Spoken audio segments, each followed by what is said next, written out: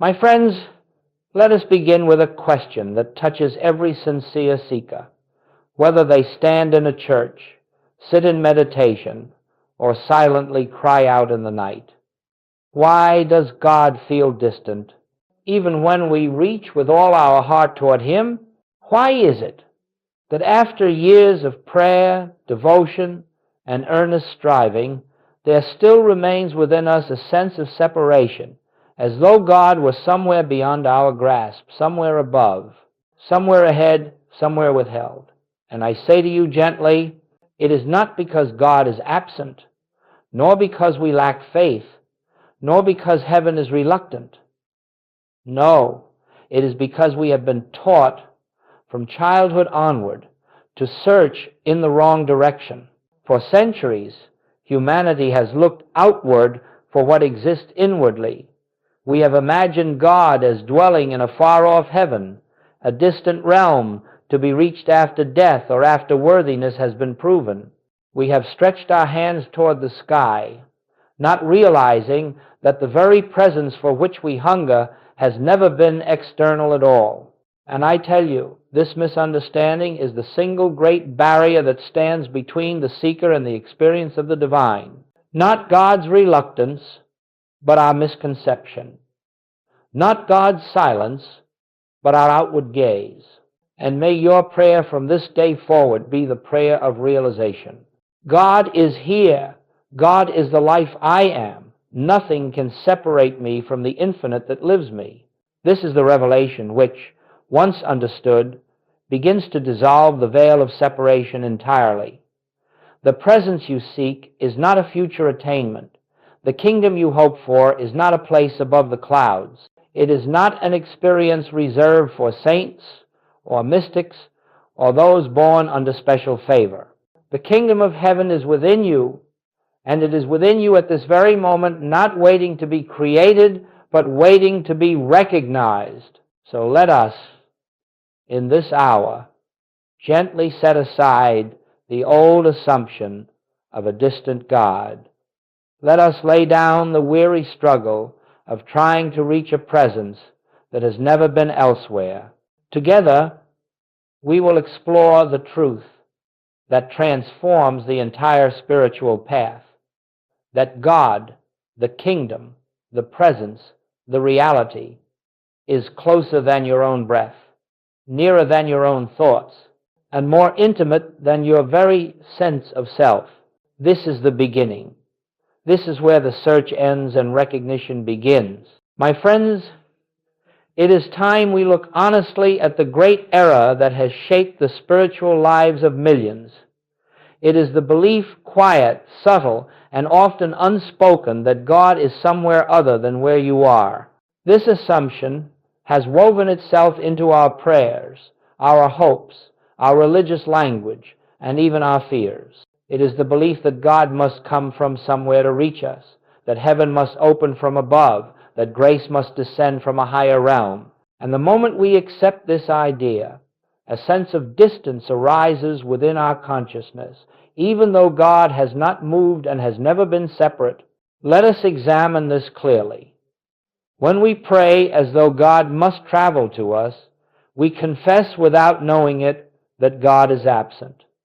When we plead for God to act, we admit unconsciously that God has not yet acted. When we beg for God to hear, we assume God has not yet heard. And in that assumption lies the entire problem. Not God's refusal, but human belief in separation. For generations, we have been conditioned to think of God as out there, in the heavens, in the temple, in the future, in the reward, in the miracle that must be sent. But this belief belongs to childhood consciousness, not spiritual adulthood.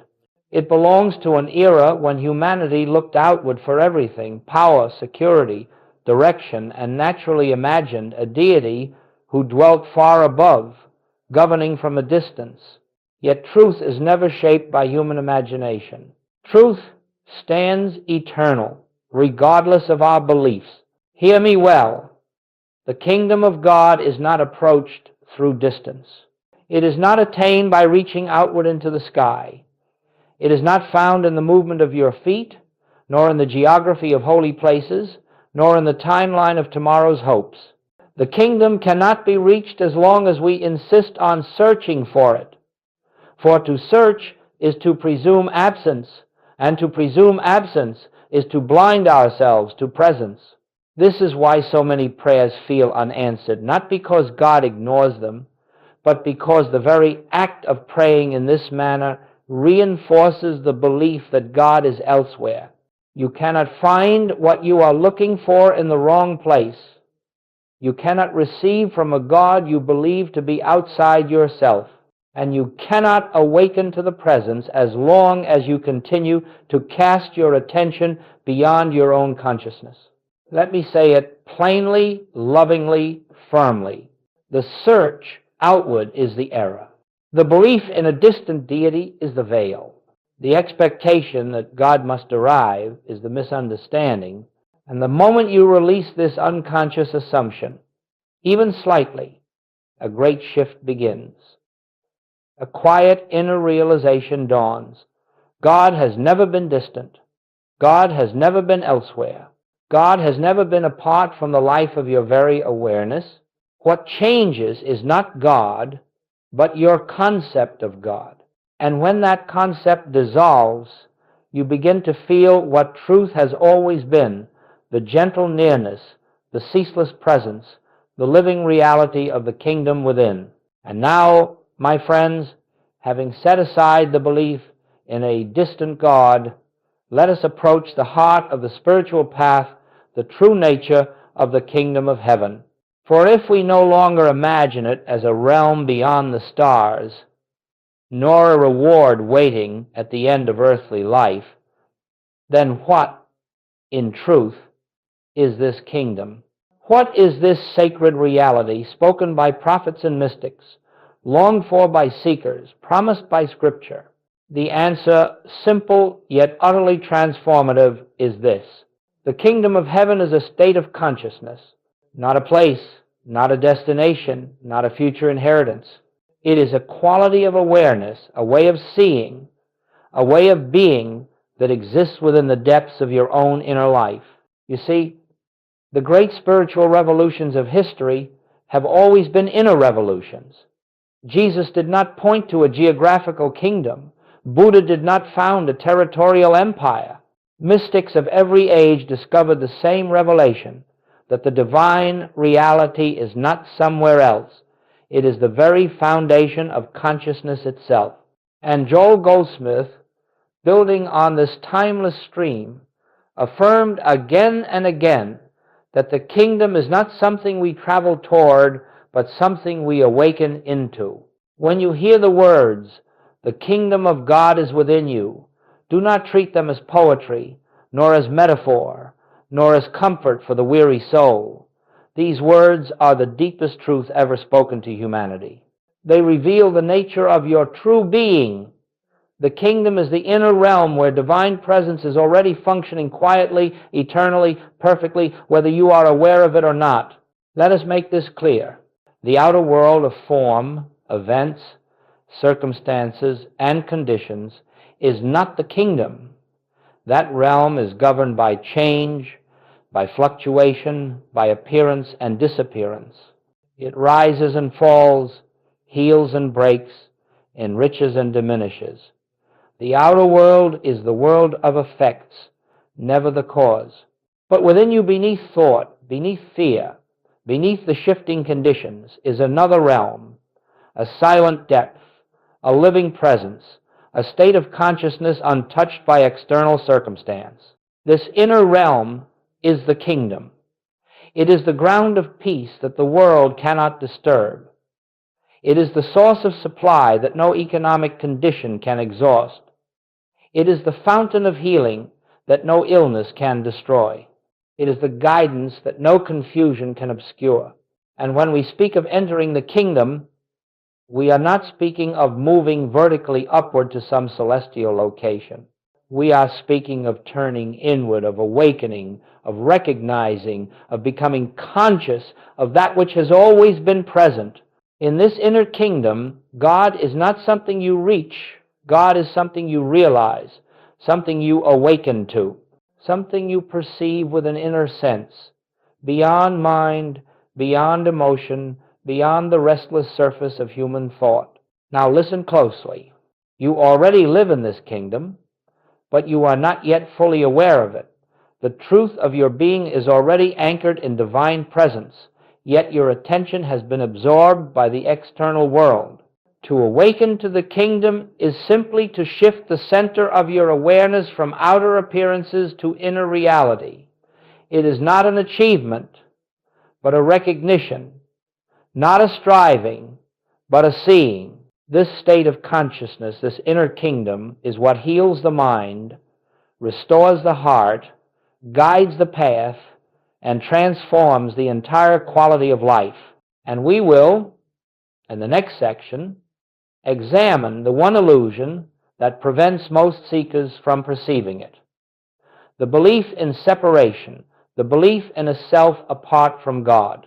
My friends, having seen that the kingdom is a state of consciousness, an inner realm rather than an outer location, we must now confront the single greatest obstacle that prevents the seeker from experiencing that kingdom in daily life. And I choose my words carefully, for this obstacle is not evil, not sin, not moral weakness. It is far simpler and far more subtle than that. It is a belief so deeply woven into human consciousness that most people never question it. And yet this one belief creates nearly every form of spiritual frustration. In this inner kingdom, God is not something you reach.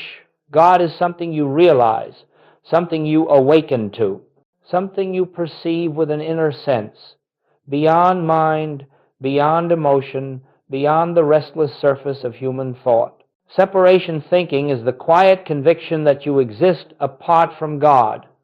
It is the sense that your life is yours, personal, isolated, fragile, and that God's life is somewhere else.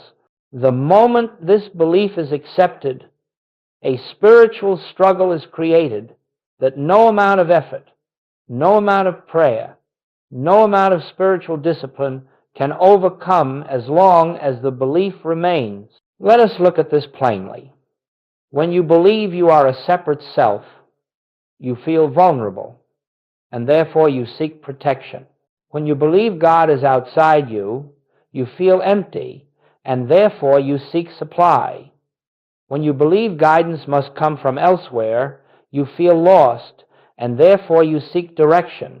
All of this effort, all of this pleading, striving, and yearning arises from the assumption that what you seek is not already present. And here lies the tragic irony. Every spiritual struggle is born from searching for what is already within. Separation thinking convinces you that peace must be gained, when in truth, peace is your natural state emerging from divine presence.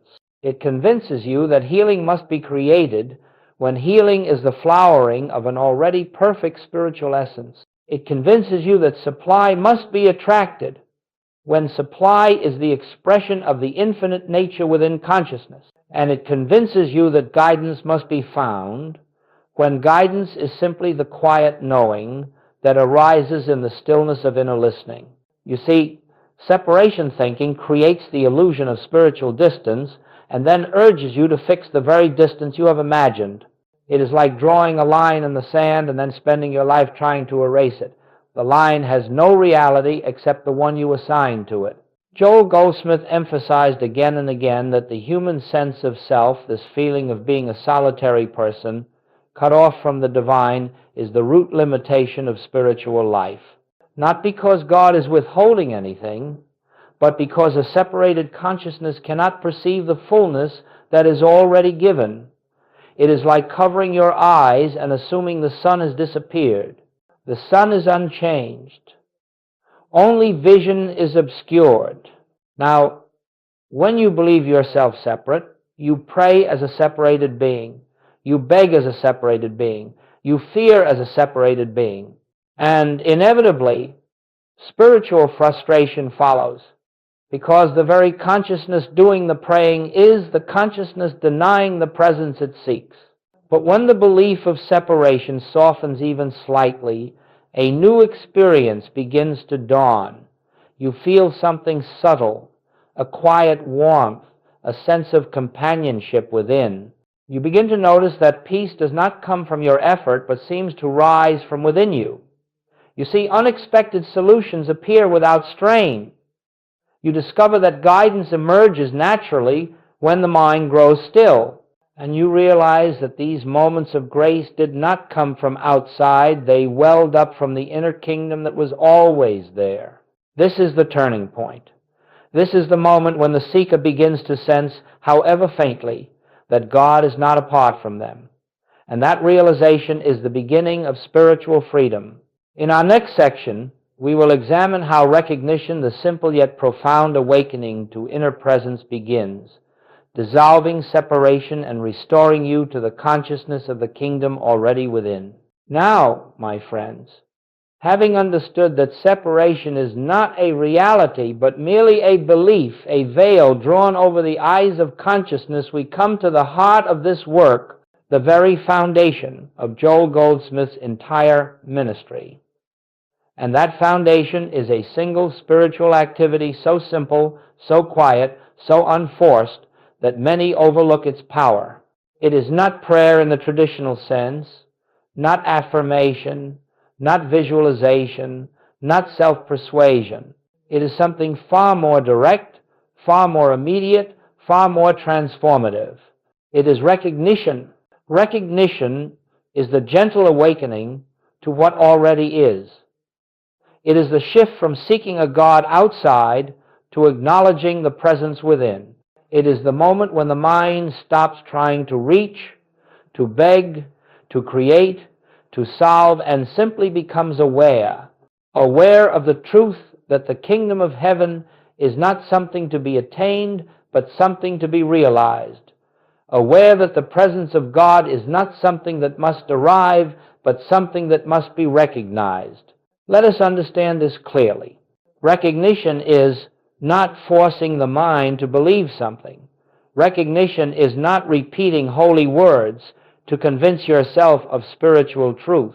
Recognition is not mental effort at all. Recognition is the still, effortless awareness that God is already where you are, that divine presence is the substance and essence of your consciousness, that the kingdom is not a future blessing, but the very ground of your being. When you pause, even for a moment, and quietly acknowledge, the kingdom of heaven is within me now, something shifts. It may be subtle, it may be gentle, it may be quiet. But something within relaxes, something within opens, something within ceases its restless striving. And in that moment, even if only faintly, you begin to feel the presence that was never absent. You see, recognition does not bring God closer. God cannot come closer than the life within you. Recognition simply brings your awareness into alignment with what has always been true.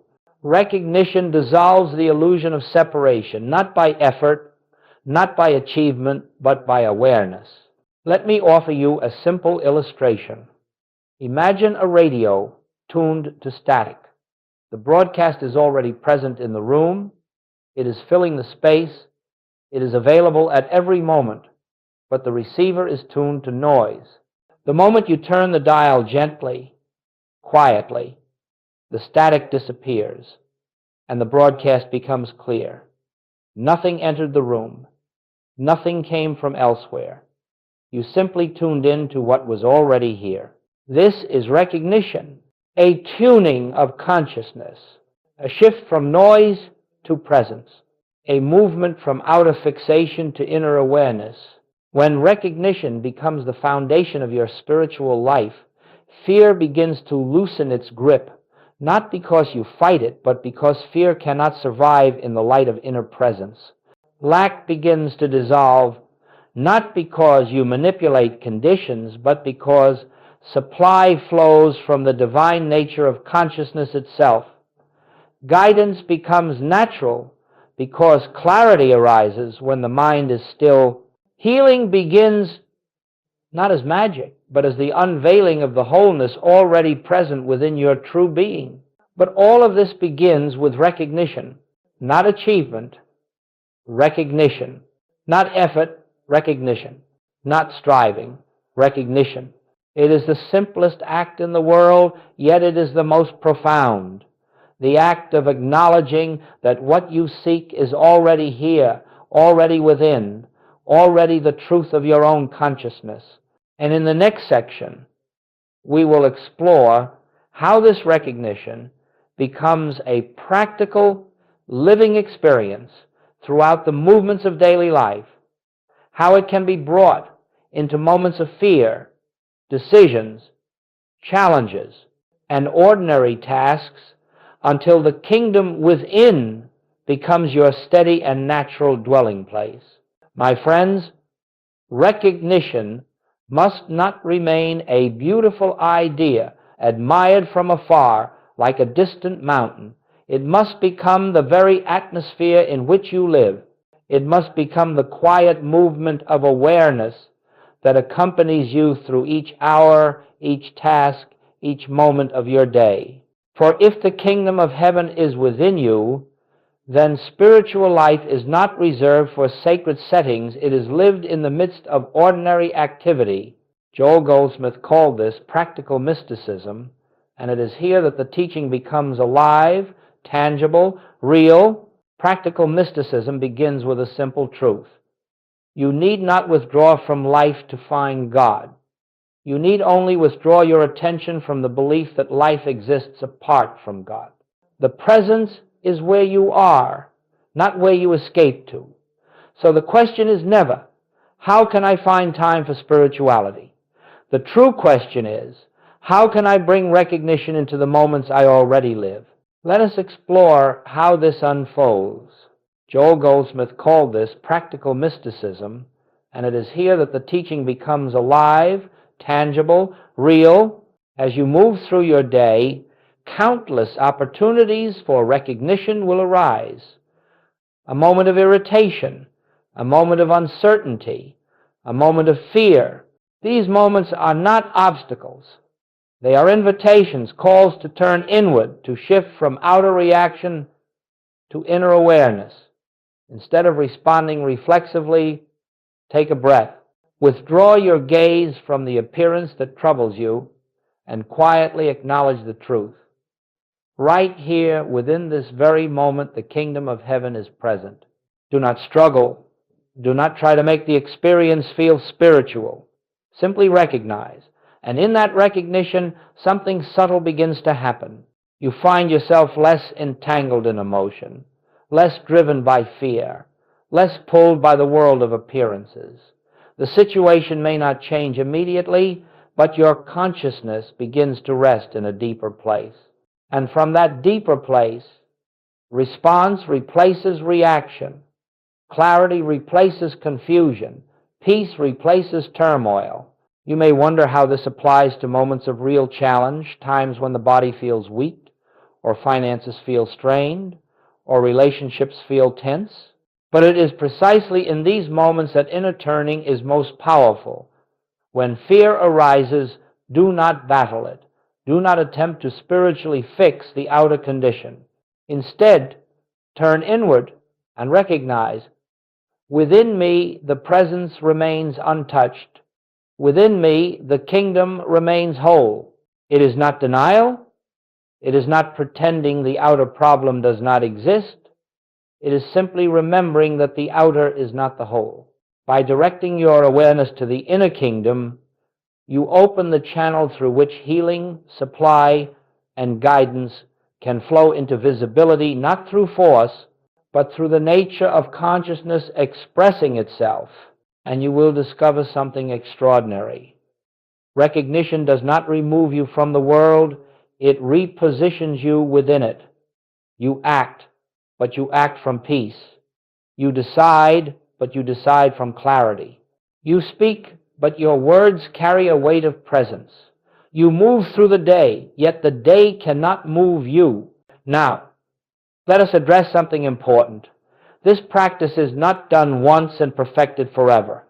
It is a rhythm, a returning, a recentering. Some moments you will remember, other moments you will forget. Some days you will live in near constant awareness. On other days, awareness will feel far away. This, too, is part of the journey. Recognition does not demand perfection, it invites consistency. The more often you turn within, the more natural it becomes. The more you practice in small moments, the more effortlessly you will return to the inner kingdom during great challenges. Gradually, almost imperceptibly, you will find that your center of gravity shifts. You no longer live from the surface of consciousness, but from its depth.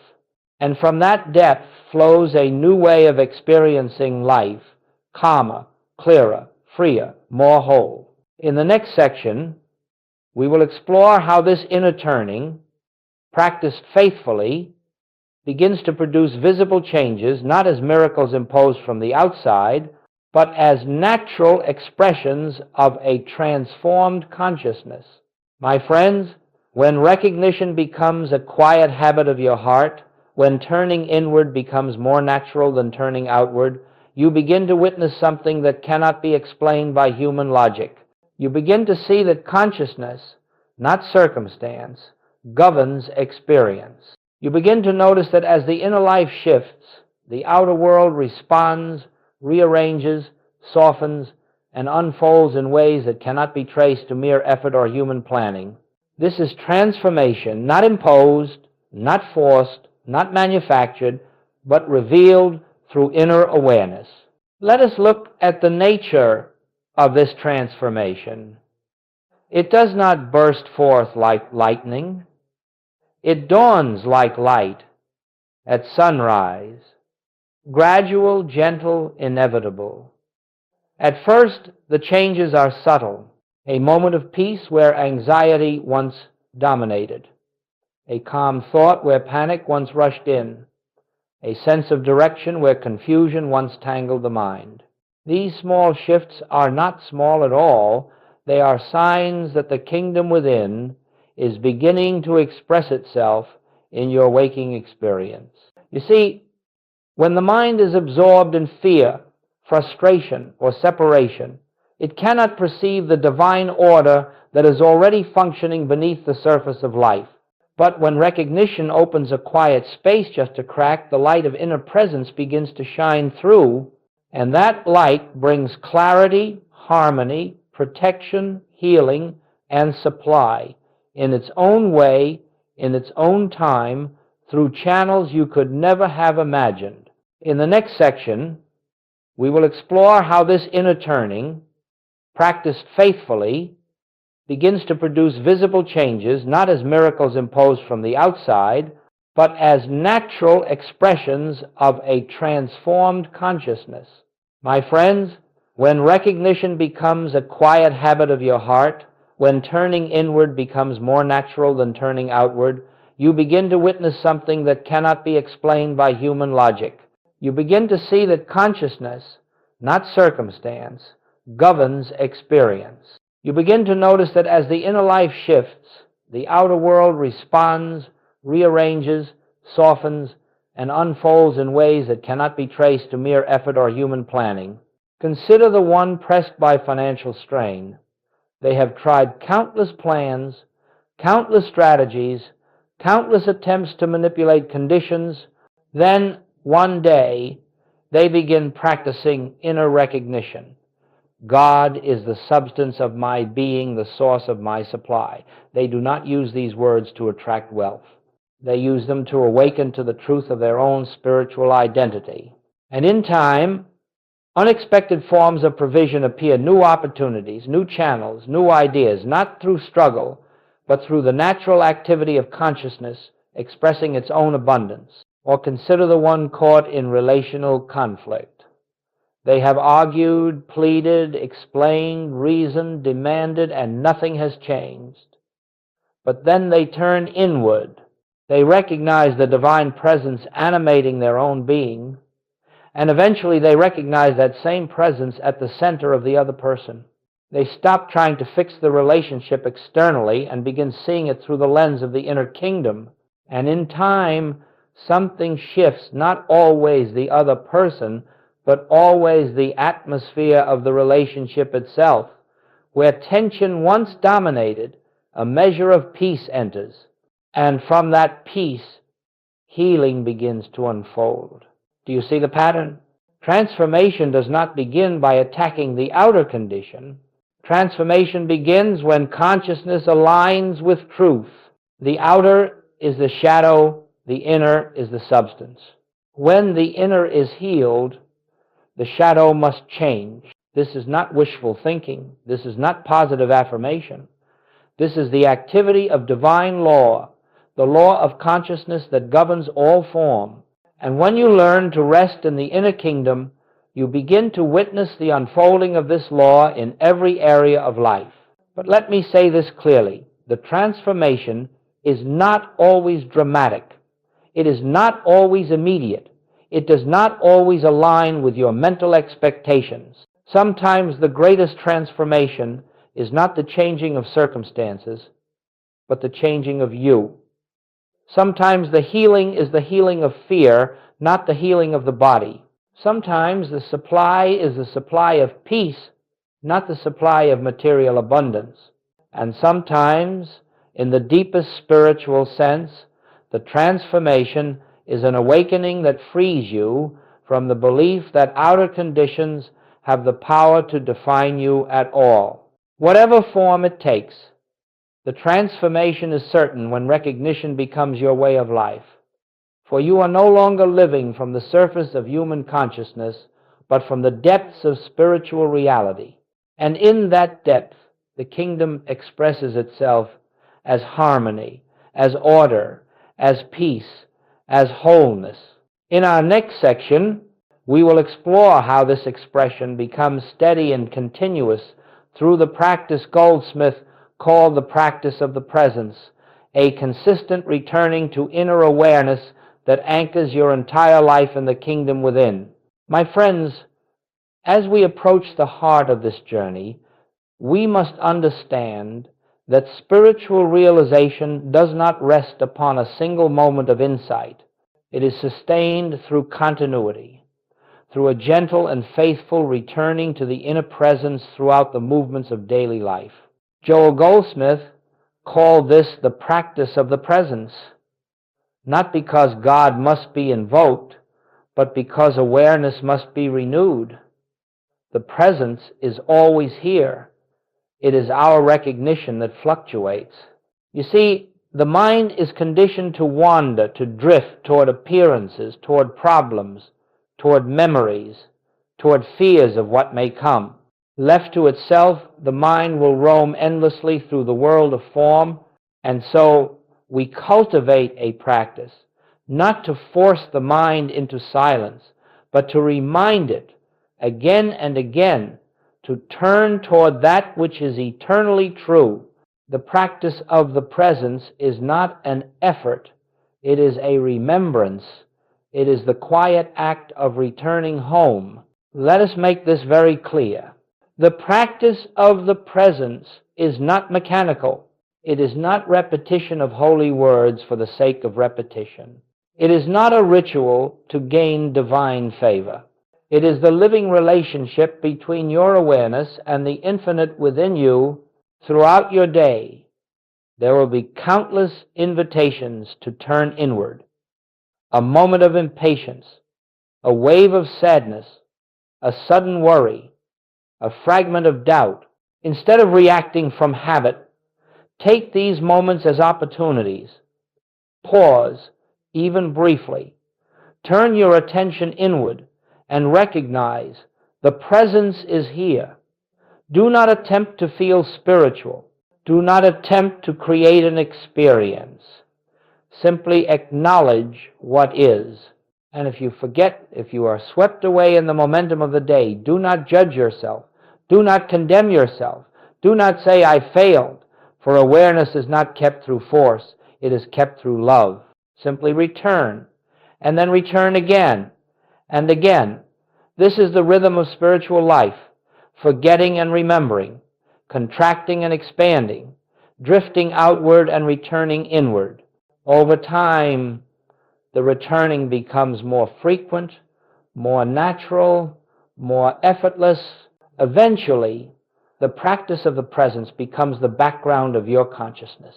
Even as you speak, as you work, as you make decisions, as you care for others, a quiet awareness remains an inner stillness beneath the outer activity.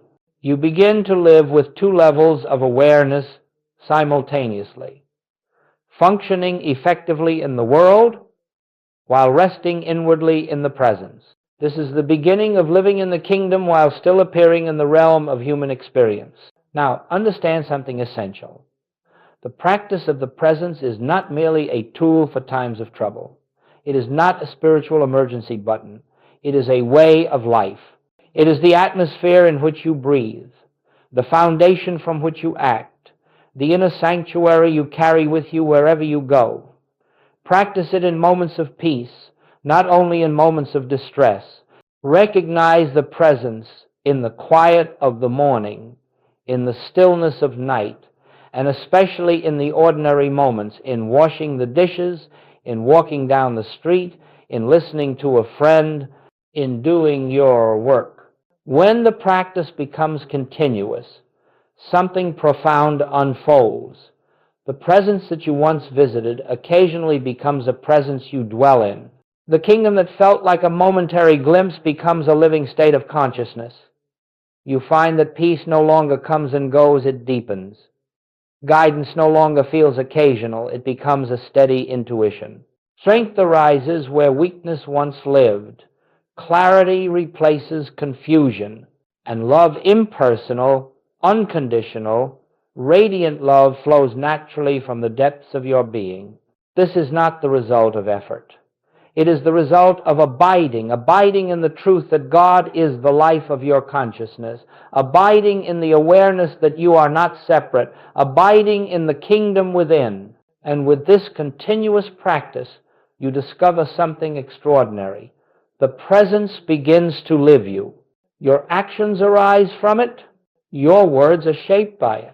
Your decisions flow through it. You are no longer trying to practice the presence is practicing you. In our next and final section, we will gather all of this into a unified vision and bring the journey to its natural resting place, the realization that the kingdom within you is not a promise, not a possibility, but an ever-present reality awaiting your recognition.